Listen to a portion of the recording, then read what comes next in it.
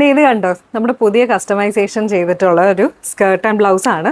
നമ്മുടെ വീഡിയോസ് പോയിട്ട് ഒത്തിരി ആൾക്കാർ ഇതേപോലെ സ്കേർട്ട് ആൻഡ് ബ്ലൗസും അതേപോലെ കിഡ്സ് ഫ്രോക്കും ഒക്കെ ചെയ്യുന്നുണ്ട്. അതിനകത്ത് നമ്മൾ ചെയ്തൊരു ഐറ്റം ആണ്.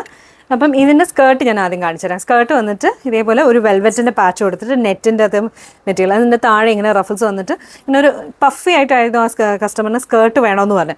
അപ്പം ഈ ഒരു ബ്ലൗസിൻ്റെ ഹൈലൈറ്റ് എന്ന് പറഞ്ഞാൽ ഇതിൻ്റെ ബാക്ക് പോർഷനിലാണ്. ഇതേപോലെ ക്ലോസർ വ്യൂവിൽ നിങ്ങൾക്ക് കാണാം, ഇങ്ങനെ ലൂപ്സ് ആൻഡ് ഇതുപോലെ ടൈ ഒക്കെ കൊടുത്തിട്ടുള്ളൊരു മോഡലാണ്. എന്നിട്ട് നീളത്തിൽ അതിൻ്റെ താഴോട്ട് വരെ ഈ ഒരു ലൂപ്പും പോയിട്ട് നമ്മളിങ്ങനെ ഡോളാസ് വെച്ച് അതിൻ്റെ കൂടെ തന്നെ പെയർ ചെയ്തിട്ടുണ്ട്. സിമ്പിൾ ആൻഡ് ക്യൂട്ട് എന്നാൽ കാണാൻ ഭയങ്കര പ്രിറ്റി ആയിട്ടുള്ളൊരു മോഡലാണ്. അപ്പോൾ ഇതേപോലെയുള്ള കസ്റ്റമൈസേഷൻ നിങ്ങൾക്ക് ചെയ്തെടുക്കാം.